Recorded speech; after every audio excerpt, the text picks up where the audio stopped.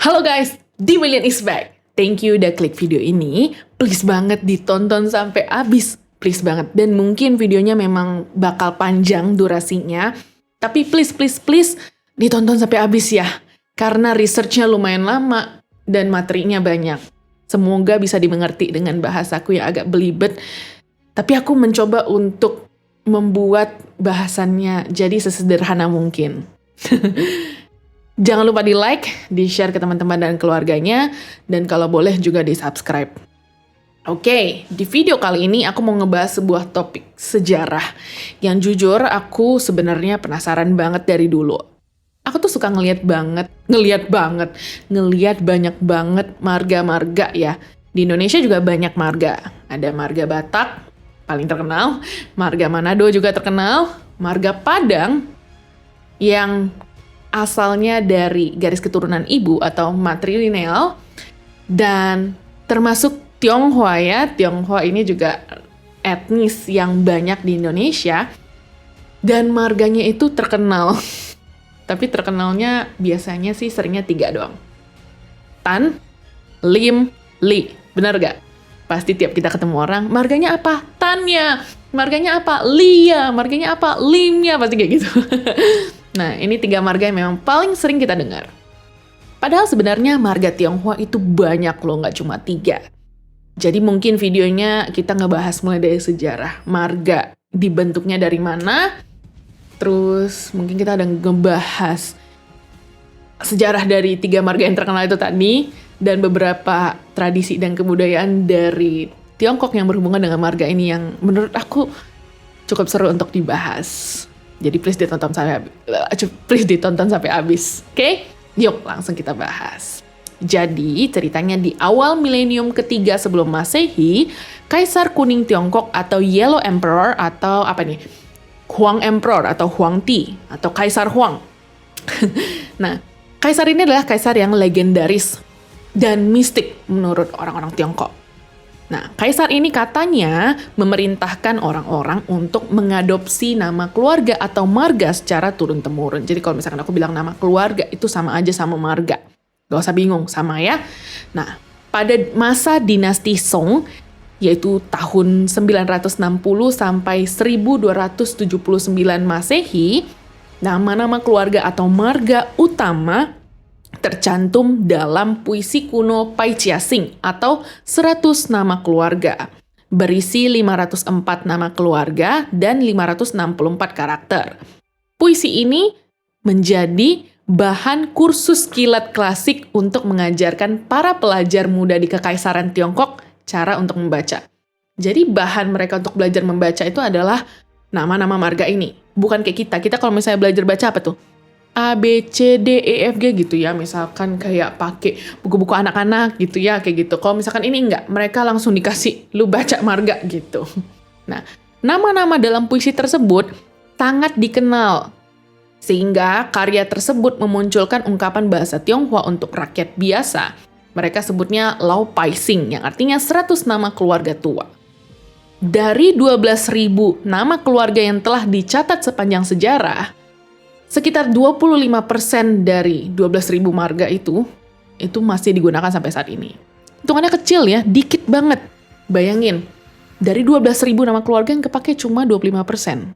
Itu dikit banget. Itu udah menunjukkan salah satu alasan kenapa marga yang kita temuin rata-rata itu aja. Sebenarnya, nama Mandarin atau nama Tionghoa itu ada bagian-bagiannya guys. Di zaman Tiongkok kuno, satu orang biasanya memiliki beberapa nama. Penamaannya menggunakan Xing, Shi, Ming, Zhi. Tapi sekarang orang-orang nyatuin kata Xing dan Shi jadi Xing Shi yang artinya nama keluarga atau marga, dan Ming sama Zhi itu artinya disatuin Ming Zhi itu artinya nama. Jadi makanya kalau misalnya kita belajar, sekarang kita belajar Mandarin, ditanya, nama kamu siapa? Pasti kita nanya Nita Mingzhi Shen Ma. Mingzhi artinya nama sekarang ya. Nah, Xing Shi itu biasanya digunakan secara bersama. Maksudnya digunakan secara bersama itu artinya ya sekeluarga itu pasti Xing Shi-nya atau nama keluarganya pasti sama. Misal ya, marga, kita pakai contoh marga Batak. Misalkan Siregar, pasti satu keluarga itu marga Siregar. Benar, bukan? Iya, benar sekali. Nah, itu maksudnya digunakan bersama. Sedangkan Mingzhi itu digunakan untuk individu atau untuk sendiri-sendiri. Contoh, misalkan memang marganya satu Siregar, tapi kan nggak mungkin semuanya namanya Arnold Siregar, nggak gitu ya namanya semuanya. Pasti ada Arnold, ada namanya Marco, misalkan Arnold Siregar, Marco Siregar, misalkan John Siregar, misalnya kayak gitu, ya kan? Betul ya? Nah, orang-orang mendapatkan Xingshi atau nama keluarga mereka pada saat mereka dilahirkan, ini udah pasti ya, karena Xingshi itu menunjukkan garis keturunan. Sedangkan Mingzhi itu nama pemberian, itu mereka bakal dapetin nanti. Nah, katanya dulu marga Tionghoa ini diturunin dari ibu, bukan ayah, gengs. Jadi ada sebuah studi terhadap dokumen-dokumen Tiongkok kuno yang menunjukkan bahwa Xing atau marga pada awalnya itu merujuk kepada nama-nama suku matriarkal yang berbeda-beda. Matriarkal ini artinya wanita yang punya kuasa atau dominan ya mereka. Maka dari itu, marga yang dibawa oleh anaknya adalah marga dari ibunya. Nah, jadi maksudnya Xing ini sebenarnya menunjukkan bahwa nih, nama-nama suku matriarkal. Misalkan ada ibu A dari suku matriarkal. A ini, si ibu ini kita sebut ibu A, ini dia punya marga, apa itu kita sebut? Kita pakai marga Tionghoa. Misalkan marga dia Li. Tapi pasti ibu dari suku yang lain. Pasti marganya bukan Li juga dong. Pasti misalkan apa Xie gitu misalkan. Nah, jadi itulah Xing itu untuk ya nama-nama suku matriarkal itu. Semoga ngerti ya. Intinya adalah Xing itu ada hubungannya dengan garis keturunan dari ibu. Ya itu. Marga ini juga ada hubungannya dengan tempat di mana orang tinggal. Contohnya, menurut catatan sejarah, ibu Kaisar Yenti itu tinggal di tepi sungai Jiang atau Jiangshui. Sehingga marganya adalah Jiang. Ibu Kaisar Huangti atau Yellow Emperor atau Huang Emperor itu tinggal di tepi sungai Qi atau Qishui. Kalau tadi Jiangshui, sekarang Qishui. Sehingga Xingnya atau marganya adalah jadi Qi. Karena ngikutin dia tinggal di tepi sungai Qi. Jadi dia ngambil marga Qi. Yang tadi tinggal di tepi sungai Jiang. Dia ngambil Jiang. Nah, sumber lain dari marga-marga juga adalah totem-totem. Totem-totem ini artinya adalah makhluk-makhluk yang dianggap sakral yang disembah oleh suku-suku kuno. Contohnya, nama-nama hewan yang disembah oleh suku-suku kuno. Kayak Long. Long itu artinya naga. Xiong itu artinya beruang. Feng itu artinya burung phoenix. Nah, Long, Xiong, Feng ini diadopsi sebagai nama-nama untuk suku-suku tertentu. Sehingga akhirnya lama-kelamaan menjadi sebuah marga. Orang dalam satu suku memiliki Xing yang sama. Itu udah pasti lah ya. Nah, tujuan mengadopsi Xing atau marga ini adalah untuk memperjelas ras dan leluhur seseorang. Dan untuk menentukan apakah seseorang pantas menikah dengan orang lain. Di zaman dulu, orang biasa soalnya cuma punya nama, gak punya Xing. Orang biasa yang berpengaruh sekalipun, itu mereka gak punya marga. Jadi orang yang punya marga ini benar-benar orang yang punya kekuasaan gitu. Jadi gak sembarang orang punya marga. Nah, orang-orang biasa ini, mereka cuma boleh menambahkan profesi mereka di depan nama mereka. Jadi contoh, namanya jadi tukang daging ting, tukang batu she, dokter he, dan lain-lain. Nah, belakangan karena banyak orang yang memakai profesi mereka sebagai nama depan mereka, akhirnya profesi-profesi ini jadi marga yang umum di masa sekarang ini. Ada juga sejarah lain yang menceritakan kalau di masa lalu, orang Tionghoa itu mengelompok di desa-desa kecil. Karena kurangnya sarana transportasi, desa-desa tersebut cenderung terisolasi dari dunia luar. Jadinya para penduduknya punya pengetahuan yang dikit banget, minim banget, dan mereka punya rasa curiga dan ketidakpercayaan yang sangat tinggi. Desa-desa ini biasanya dimulai dengan ukuran yang cukup kecil. Mungkin ya beberapa keluarga dengan jumlah beberapa ratus orang. Di desa-desa ini, para prianya cenderung tinggal di desa untuk mewarisi pendirian nenek moyang mereka atau mempertahankan pekerjaan yang udah mereka lakukan secara turun-temurun. Mereka biasanya menikahi wanita tetangga yang tinggal di desa yang sama, dan para tetua dari kedua keluarga ini cenderung berteman dekat. Dan juga, sama juga, para perempuan cenderung untuk tinggal di desa selamanya. Alasannya karena para orang tua ini khawatir anak perempuan mereka bakal dianiaya dan disalahgunakan. Udah jadi praktek umum kok, kalau keluarga kaya akan mencari seorang pemuda miskin di desa untuk dinikahkan dengan keluarga mempelai perempuan, dengan syarat anak yang bakal mereka lahirkan nanti itu harus menggunakan marga ibunya, marga perempuannya. Bagi wanita muda yang dari keluarga miskin, ya mereka sering jadi koleksi atau istri kedua dari orang kaya. Banyak keluarga miskin yang dijual kepada keluarga kaya sebagai pelayan. Nah, untuk memudahkan tuan rumahnya mengenali mereka semua, akhirnya tuan rumahnya biasanya akan memberikan nama baru untuk pelayan mereka dan memberikan nama keluarga tuan rumah. Jadi misal tuan rumahnya marganya Lee, dia punya pelayan tuh banyak. Pelayannya semua dia kasih nama Lee, dia ganti gitu loh. Istilahnya apa ya? Kasarnya untuk melabeli bahwa mereka itu adalah kepunyaannya dia gitu. Hal ini juga ya untuk membanggakan tuan rumah. Membanggakan tuan rumah gimana ya? Mungkin banyak-banyakan tuan rumah kali ya di zaman dulu ya. Kayak, ini loh ART gue ada 10. ART gue ada 15 tuh. Tuh marga mereka sama gue semua gitu kali ya. Jadi mereka membangga-banggakan gitu. Dan untuk membedakan pelayan-pelayan itu berasal dari mana, dari keluarga mana. Jadi misalkan ada keluarga ngumpul tuh, 2 keluarga kaya ngumpul. Nah, pelayan-pelayannya pasti punya marga yang beda. Pelayan dari Lee pasti semuanya marganya Lee. Pelayan dari keluarga Tan pasti marganya semuanya Tan. Kayak gitu tuh.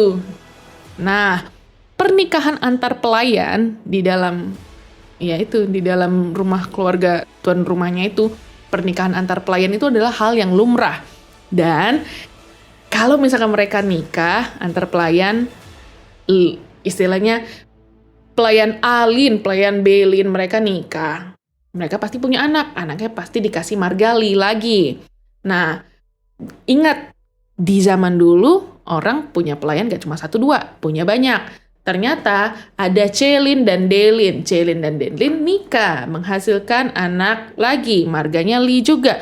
Li dan Li nikah lagi kayak gitu. Jadi udah pelayannya nikah, anak pelayannya juga nikah. Antar anak pelayan gitu.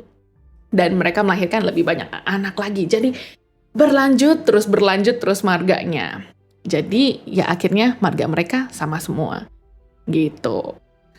Itu mungkin salah satu alasan kenapa marga yang kita temuin itu aja. Tapi ternyata nanti di akhir aku bakal kasih tahu ada beberapa faktor lain lagi yang mempengaruhi kenapa marga mereka yang sering kita temuin itu aja gitu ya. Nah, by the way, sebelum aku lupa, tadi kita ada bahas Xingse dan Mingse. Xingse itu adalah nama keluarga atau marga. Mingse itu adalah nama yang dikasih. Nah, di Cina, urutan nama itu Xingse dulu, nama keluarga dulu, baru Mingse, nama mereka. Alasannya karena orang Cina di zaman dulu itu lebih mementingkan kolektivitas atau ya klan gitu, atau istilahnya mereka mementingkan keturunan gitulah intinya, mementingkan persaudaraan gitu. Jadi pastikan kalau misalkan untuk mengetahui lu saudara gue atau bukan, lu kerabat gue atau bukan, kita harus tahu marganya dia. Jadi biar lebih gampang, karena mereka mengutamakan kolektivitas juga ya, mereka akhirnya menempatkan nama keluarga atau marga di depan dulu, baru nama mereka yang dikasih. Kayak gitu. Ingat ya, jangan lupa. Karena beda sama Indonesia. Kalau Indonesia kan nama kita dulu, baru marga atau nama bapak kita gitu kan. Kalau misalkan di Apa itu di Jepang, Cina, Korea, mereka mirip ya. Itu mereka pakai nama keluarga mereka dulu, baru nama individunya mereka. Lanjut. Menurut penelitian Ku Yenwu dari dinasti Qing, ada sekitar 22 nama keluarga tertua di Tiongkok. Mungkin ada lebih banyak lagi, tapi banyak dari mereka yang menghilang dalam sejarah. Ini ada salah satu alasannya kenapa sejarahnya hilang. Nanti bakal dijelasin di agak akhir. Sekitar 4.000 sampai 5.000 tahun yang lalu, Tiongkok memasuki masyarakat klan patrilineal, yang artinya pria yang berkuasa. Selama masa ini, masyarakat ini juga berubah. Mulai dari masyarakat klan yang awalnya itu mereka itu adalah masyarakat yang berkumpul karena mereka dipersatukan oleh perasaan adanya hubungan kekerabatan atau seketurunan, menjadi masyarakat kelas. Salah satu ciri utama dari periode ini adalah munculnya konflik di antara klan-klan yang memiliki nenek moyang yang berbeda. Klan yang menang di dalam konflik akan dianggap lebih unggul dari klan yang kalah. Maka muncullah struktur baru dari masyarakat klan menjadi masyarakat kelas, karena dianggap ini lebih unggul daripada, istilahnya marga A lebih unggul daripada marga B, kayak gitu. Nah, selain itu, banyak anggota masyarakat yang memiliki prestasi, di mana mereka bisa mendapatkan wilayah dan penghargaan baru. Mereka yang punya prestasi ini diizinkan untuk pergi ke wilayah baru mereka bersama keluarga, afiliasi apa ya, kayak keluarga besar lah istilahnya gitu kan, dan mungkin teman-temannya mereka gitu, dan tawanan yang mereka dapatkan dalam konflik gitu. Setelah penyatuan Tiongkok oleh dinasti Qin, ada kombinasi nama keluarga dengan nama marga. Kondisi ini memang berubah beberapa kali selama 2000 tahun. Dinasti-dinasti berganti, dan setiap kali ada wilayah baru, nama keluarga atau marga baru pun muncul. Nama menjadi simbol kelas dan budaya khusus terbentuk di sekitar nama. Maksudnya nama ini marga ya, jadi marganya menjadi simbol kelas dan budaya khusus terbentuk di sekitar marga itu. Budaya itu diturunkan melalui hal-hal yang melekat. Dan pusat dari budaya tersebut adalah kesadaran untuk mengenali leluhur. Di Tiongkok kuno, nama keluarga atau marga seseorang itu dihormati karena orang yang menyandang atau yang punya marga itu adalah sebuah mata rantai kecil dalam sejarah panjang klan yang termasyur. Contoh ya, marga Wang. Wang itu artinya adalah raja. Jadi kemungkinan besar mereka itu adalah keturunan raja. Jadi ya mereka dianggap keluarga yang dihormati. Jadi mungkin ya di Tiongkok kuno kalau misalkan punya marga Wang, mereka akan dihormati karena marga lu tuh derajatnya tinggi gitulah ya. Seseorang gak akan pernah mengubah namanya mereka. Gak akan pernah mengubah nama mereka, mingce-nya mereka, terutama nama keluarganya atau sing-se-nya mereka. Ya. Karena kalau misalkan mereka mengubah nama mereka dan nama keluarga atau marga mereka, berarti mereka mungkin udah melakukan kejahatan besar dan keji dan ingin memutuskan hubungan dengan masa lalu melalui perubahan nama. Orang seperti itu kemungkinan besar akan pindah dari rumah untuk memulai kehidupan yang baru. Tadi kita sempat bahas ya, 12.000 marga, ada beberapa yang istilahnya sejarahnya terhapus. Alasannya karena banyak dokumen tentang sejarah nama keluarga Tionghoa itu dihancurkan selama revolusi kebudayaan. Revolusi kebudayaan ini adalah sebuah kampanye yang dilakukan oleh Mao Zedong. Di mana karena revolusi kebudayaan ini pamor dia naik gitu. Sayang sih ya, karena selain mereka menghancurkan dokumen tentang sejarah marga Tionghoa, mereka menghancurkan kuil-kuil leluhur, catatan silsilah juga dibakar. Dalam masa ini, dalam masa revolusi kebudayaan, pihak komunis ini berusaha untuk menghapus hubungan dengan masa lalu. Nah, tapi ternyata, untungnya catatan sejarah Sima Qian itu selamat dari pemusnahan tersebut. Dan dari catatan itu, banyak informasi tentang rumah-rumah bangsawan awal atau Shipiao. Terus sejarah baru dinasti Tang, karya sejarawan Ouyang Xiu, juga selamat dari revolusi kebudayaan itu. Nah, sejarah baru dinasti Tang ini, karya sejarawan Ouyang Xiu ini, berisi data penting mengenai marga. Sekarang pertanyaanku, Ouyang Xiu itu kira-kira struktur namanya itu gimana? Apakah marganya O? Apakah marganya Xiu? Coba tebak. Nah, kalau misalkan kalian bisa jawab dengan benar, berarti kalian luar biasa. Karena marganya adalah Ouyang. Jadi marganya bukan O, marganya bukan Xiu, tapi Ouyang. Ouyang ini termasuk marga yang cukup langka ya di masa sekarang. Sekarang udah jarang orang memiliki marga dengan 2 kata, kayak Ouyang. Tapi seingatku di Taiwan masih ada beberapa orang yang pakai marga Ouyang sih. Nah, sekarang kita udah tahu nih asal-usul terbentuknya marga-marga Tionghoa. Pertanyaannya, katanya ada 12.000 marga yang dicatat di Pai Jiasing itu. Setidaknya kalau misalnya nggak 12.000, 506 lah gitu ya. Terus kenapa kita ketemunya marga itu lagi, marga itu lagi? Ada beberapa alasan guys. Yang pertama, banyak nama keluarga yang berasal dari nama tempat. Kayak yang tadi ya kita udah bahas ya. Ibu Kaisar Yenti, marganya jadi Qiang karena dia tinggalnya di tepi sungai Qiang. Terus kalau misalkan Ibu Kaisar Huangti, karena tinggal di pinggir sungai Qi, dia jadi ngambil marga Qi. Nah, banyak marga Tionghoa yang besar itu berasal dari nama-nama negara bagian atau kerajaan kuno. Misal, Zhao, itu adalah marga. Ternyata Zhao ini, ya itu kerajaan kuno.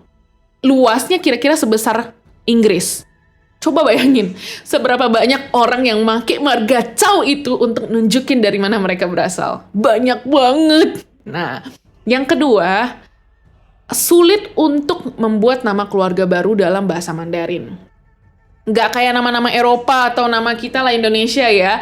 Kita kan punya banyak variasi ejaan. Contoh kalau misalkan di dalam bahasa Perancis, satu marga itu bisa punya ejaan yang banyak. Misal, Bernaut, Bernat, Bernau, Bernaus, Bernaut, Bernox, dan lain-lain.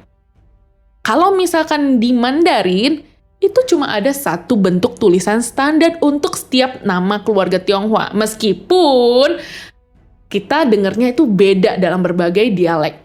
Contoh, dalam Mandarin disebut Huang, dalam bahasa Canton atau Konghu disebut Wong, dalam bahasa Hokkien disebut Ang, dalam bahasa Hakka disebut Wi. Semuanya punya nama belakang yang sama dan ditulis dengan huruf ini, yang hurufnya ya cuma satu, itu. Tapi memang ya cara nyebutnya aja yang beda. Padahal ya sebenarnya satu kata ini doang, sampai keselak. Kita nggak bisa nambahin goresan asal-asalan gitu loh ke karakter Tionghoa, kayak nambahin huruf di nama Eropa dan ngebuat nama keluarga baru. Nah, yang ketiga, banyak nama keluarga kuno yang menghilang seiring berjalannya waktu. Nah, di Tiongkok, kan kita tadi udah bahas ya, pewarisan nama keluarga dari matrilineal jadi patrilinear. Jadi sebagian besar melalui garis laki-laki, sejak memasuki era patrilineal. Ada lebih banyak nama keluarga di Tiongkok kuno daripada sekarang. Tapi dengan anak perempuan yang menggunakan nama keluarga ayah mereka di setiap generasi, banyak yang hilang atau punah seiring berjalannya waktu. Karena, ya ingat, karena patrilinear, ya marga anak perempuannya kan nggak bisa diterusin ke anaknya. Jadi ya lama-lama terkikis gitu. Karena nggak ada keturunan yang meneruskan marga itu. Makanya di zaman dulu waktu patrilinear itu, ya banyak banget orang Tiongkok yang kekeh banget harus punya anak cowok untuk meneruskan marga mereka supaya ya marga mereka tidak punah, yaitu alasannya karena ini gitu. Dibandingkan dengan negara-negara yang lebih muda di mana nama keluarga atau marga tidak menjadi praktik umum sampai baru-baru ini, Tiongkok ya udah punya banyak marga. Dan sejarahnya pun panjang banget, kayak yang tadi kita udah ceritain ya. Semoga diingat-ingat nih. Terus juga, alasan yang lain adalah Cina itu nggak terlalu beragam secara ras dan etnis dibandingkan kebanyakan negara lain. Nggak seperti negara-negara yang punya banyak kelompok minoritas yang menambah keragaman pada marga. Cina itu homogen banget. 91,51% dari populasi negara Cina atau Tiongkok adalah etnis Han Tionghoa. Jadi dalam sejarah yang panjang, etnis minoritas juga mengadopsi nama keluarga Han. Terkadang secara sukarela untuk berasimilasi ke dalam budaya Han. Terkadang ya tidak diberi pilihan lain karena perang, konflik, atau kampanye persatuan etnis yang gencar. Ya jadinya mereka mau nggak mau ya ngambil marga dari suku Han itu. Padahal ya mereka punya marga yang lain. Nah, yang kelima, orang memiliki karakter langka pada nama keluarga. Itu biasanya diminta untuk mengganti nama keluarga mereka. Selama berabad-abad, orang-orang dengan karakter langka pada nama mereka itu bisa bertahan memang. Karena semua dokumen ditulis tangan. Tapi ketika era digital datang, banyak yang menghadapi masalah nama keluarga mereka itu nggak bisa dikomputerisasi. Karena nggak semua karakter Tionghoa udah dikodekan ke dalam sistem komputer. Katanya sih pemerintah Tiongkok udah bekerja keras dalam beberapa tahun terakhir untuk memperluas basis data untuk memasukkan 70.000 karakter, sedangkan hanya ada 3.500 karakter yang umum digunakan sehari-hari. Tetapi, meskipun demikian, puluhan ribu karakter yang lebih langka ditinggalkan. Nah, kalau misalkan karakter dalam nama belakang kamu sangat langka, sehingga tidak terdaftar di database atau perpustakaan font, saking langkanya, berarti kalian gak akan bisa mendapatkan KTP digital yang baru. Dan tentu saja karena kita nggak punya, maksudnya kalian nggak punya KTP digital, ya nggak akan bisa ngelakuin apapun secara online, mulai dari buka rekening bank, sampai memesan tiket kereta api, semua nggak akan bisa. Banyak yang banyak yang merasa nggak punya pilihan selain ya mengubah nama keluarga mereka menjadi karakter yang terdengar mirip, namun lebih umum. Nah, udah panjang lebar kita jelasin. Durasinya juga panjang, tapi dikit lagi ya guys, dikit lagi. Sekarang kita masuk dikit ke sejarah beberapa marga yang kita kenal sekarang ini. Mulai dari sejarah Chen atau yang kita kenal dengan marga Tan di Indonesia ini. Ribuan tahun yang lalu, nama belakang Chen hanya dimiliki oleh nenek moyang keluarga kerajaan, yang cabang utamanya terletak di Provinsi Henan atau Henan-sheng gitu. Keluarga Chen dari Henan ini bermigrasi ke Provinsi Fujian. Tahu Fujian? Ya sama aja. Di sebelah selatan Henan, dan pemimpin mereka yang namanya Chen Yuanguang itu berhasil menekan pemberontakan dengan kekerasan terhadap pemerintah Fujian. Nah, karena dia berhasil menekan pemberontakan dengan kekerasan terhadap pemerintahan Fujian, dia mendirikan sebuah pemerintahan lokal di sana. Wilayahnya diberi nama Changzhou. Karena semua orang Chen berada di daerah ini selama beberapa generasi, daerah ini ya penuh dengan orang Chen.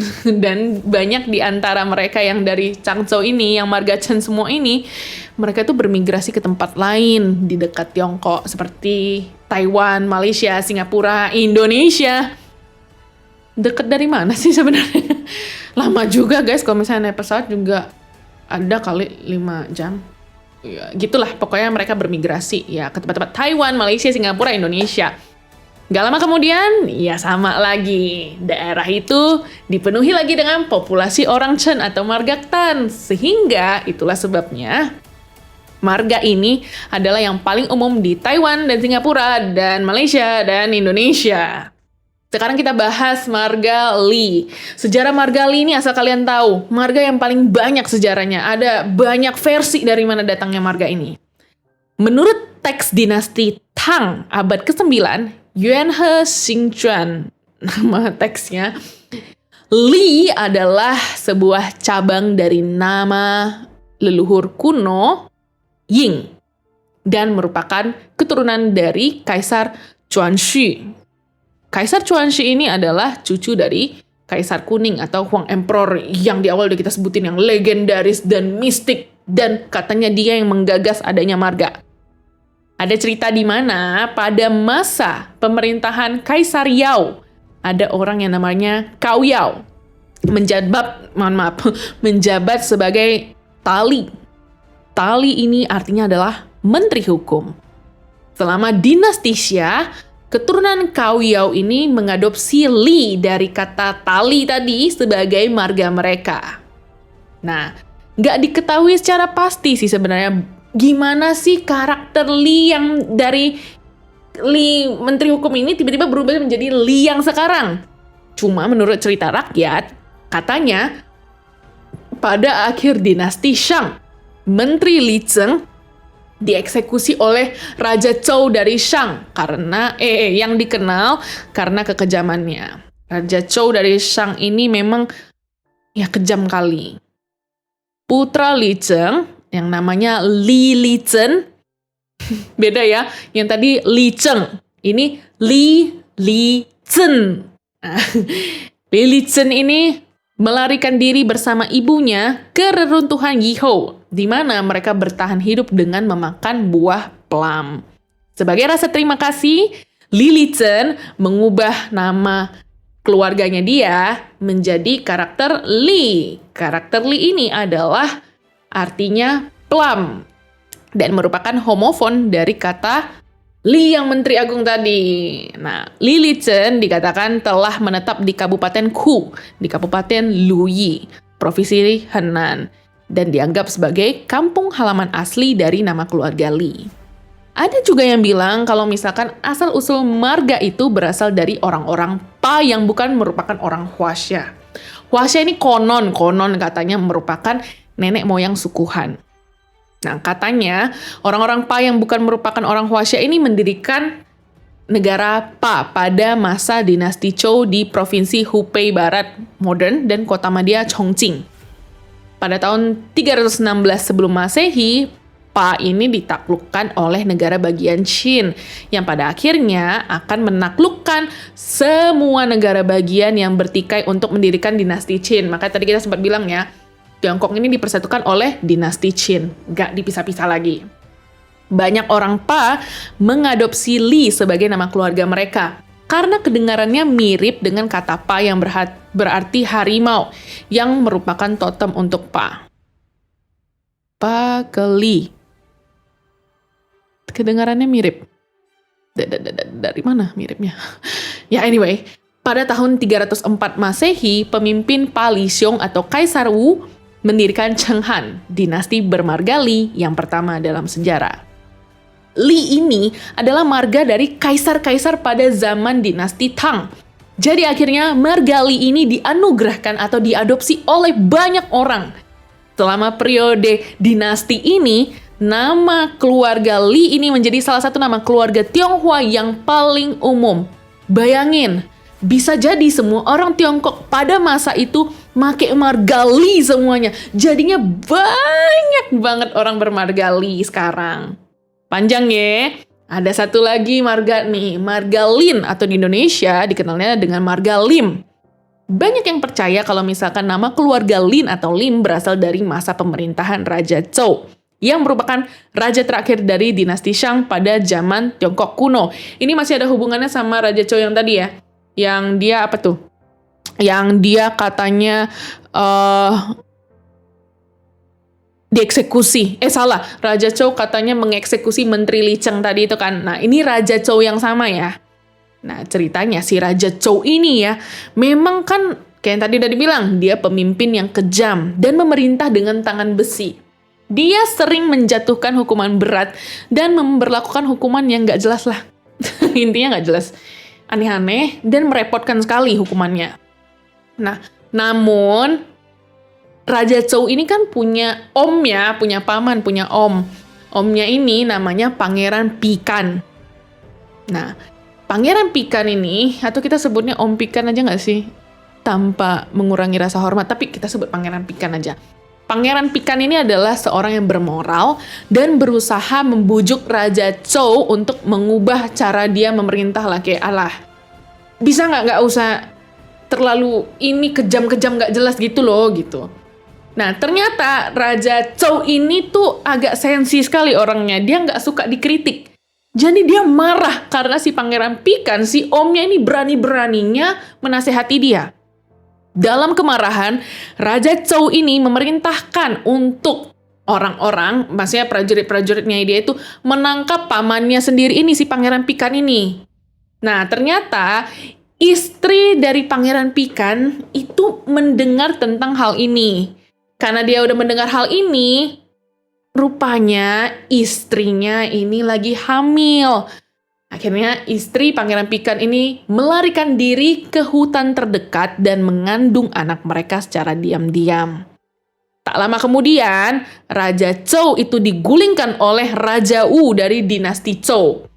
Untuk mengenang keberanian dan pengabdian setia Pangeran Pikan, omnya si Raja Zhou tadi, raja yang baru yaitu Raja Wu, dia secara resmi menganugerahkan nama keluarga Lin kepada putra Pangeran Pikan yang baru lahir. Nah, katanya konon, putra Pangeran Pikan yang baru lahir inilah nenek moyang Lin yang pertama.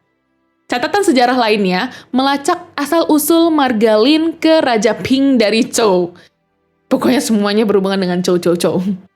Cucu Raja Ping ini pertama kali menggunakan nama pribadinya Qilin.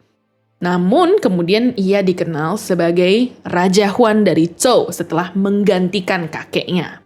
Ada juga bukti yang menunjukkan bahwa marga Lin atau berbagai cabangnya mungkin berasal dari tempat lain. Selama dinasti Utara dan Selatan, Kaisar Xiaowen memerintahkan suku nomaden Mongolia Xianpei untuk mengubah nama mereka menjadi Lin. Selain itu, sejarah juga mencatat bahwa suku Kaoshan suku Kaoshan Taiwan, salah satu kelompok terbesar yang bermigrasi dari Tiongkok ke Taiwan, juga katanya konon mengubah nama keluarga mereka menjadi Lin sebagai penghormatan kepada hutan di tanah air mereka.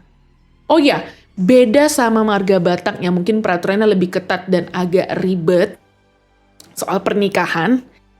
Nah, di marga Tiongkok ini nggak ada hukum yang melarang seseorang menikah dengan orang yang memiliki marga yang sama. Di Tiongkok juga kayak gitu, di sini juga kayak gitu. Dan hal ini benar-benar dapat diterima secara sosial. Cina memiliki salah satu kelompok marga yang terkecil di dunia. Dan nggak jarang kita ngeliat dua orang dengan nama keluarga yang sama menikah. Dan bahkan mereka misalkan punya nama yang sama pun mereka nikah. Misalkan ya, misalkan kita ambil namanya Lin, misalkan Lin Xiaoping gitu. Misalkan yang laki namanya Lin Xiaoping, yang cewek namanya Lin Xiaoping juga nih. Mereka nikah, itu tetap boleh juga gitu. Nah, lagian kalau misalkan dipikir-pikir ya, masing-masing marga juga punya sejarah yang beda-beda gitu. Jadi bisa aja mereka bukan saudara. Kayak contohnya Margali gitu. Semua orang pakai margali di masa dinasti Tang, padahal nggak ada hubungan sama sekali. Ya, itu pasti bisa banget buat nikah semarga ya kan. Dan juga kayak, ingat gak yang tadi kita cerita yang katanya keluarga kaya biasanya bakal mengganti nama pelayan mereka. Nah, jadi ikutin nama keluarga mereka. Ya, itu udah pasti nggak sedarah, tapi semarga. Tapi ya, nikah lah, nggak punya hubungan darah gitu kan. Ya, jadi udah pasti bisa gitu.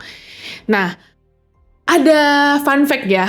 Gak semua nama keluarga Tionghoa itu secara teknis berasal dari bahasa Tionghoa loh. Selama berabad-abad, Kekaisaran Tiongkok ini memang merupakan tempat percampuran multi-etnis dan multi-bahasa, di mana orang Tionghoa Han berdagang, menikah, dan berinteraksi dengan orang asing dari seluruh penjuru. Untuk berintegrasi ke dalam masyarakat, maksudnya buat blend in ke masyarakat, dan terkadang untuk menghindari penganiayaan, orang-orang asing ini mengadopsi nama keluarga Tionghoa. Contoh, orang-orang dari bahasa Persia, Sogdiana, Turki, dan India katanya menggunakan nama keluarga Hu. Sementara Qin dan Man itu diketahui diadopsi oleh orang Jurchen dan orang Manchu dari Siberia Timur. Banyak nama keluarga asing lainnya juga berasal dari Tiongkok, terutama pada masa dinasti Tang tahun 618 sampai 907 Masehi, ketika kekuatan budaya Tiongkok berada di puncaknya. Negara-negara tetangga ingin sekali lebih dekat dengan Tiongkok. Pengaruh bahasa Tionghoa terhadap bahasa Jepang, Korea, dan Vietnam sebagian besar berasal dari periode dinasti Tang ini. Nama Vietnam aku nggak tahu bacanya. Tran? I guess Tran. Tapi kita coba cari dulu. Tran gimana bacanya guys? Tran, sebentar ya, kita cari dulu. Loh? Chan. Hah? Chan. Tran. Chan. Iya, itulah itu. Itulah itu ya. Pokoknya ya nama Vietnam itu, nama Korea Jin, dan juga nama keluarga Jepang Chin itu punya akar kata yang sama, yaitu Chen dalam bahasa Tionghoa. Di negara-negara lain dengan sejarah panjang imigrasi Tionghoa, pengaruhnya lebih halus. Di Thailand, nama keluarga Tionghoa yang telah digabungkan dengan nama-nama lokal.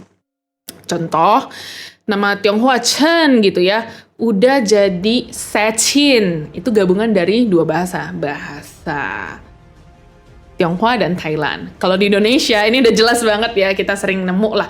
Nama Tionghoanya Tan ya.